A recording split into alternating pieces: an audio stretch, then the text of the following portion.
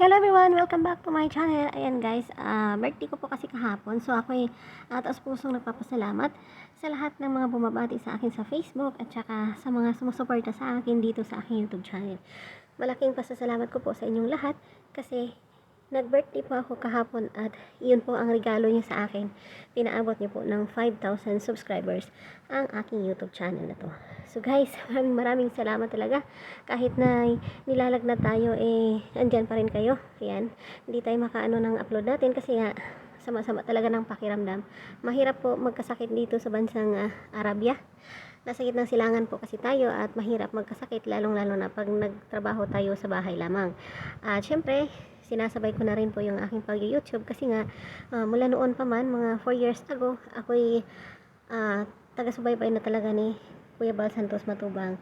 And usong-uso pa ngayon yung viral dati si Lola Damiana, sila Bombay yun. Kaya nakasubaybay ako hanggang sa ngayon.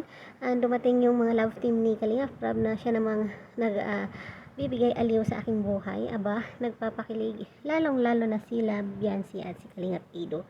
Maraming mga love team na dapat nila ring suportahan.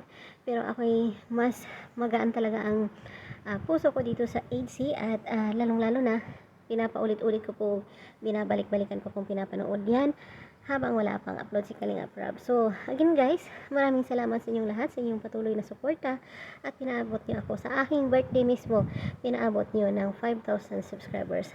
So, hanggang sa susunod nilang na vlog at antabayanan pa rin natin ang upload ni Kalinga Prab kasi tapos na silang nag-shoot sa part 23. So, that's all for today. Thank you so much for watching. God bless us all. Mwah mwah. Bye-bye.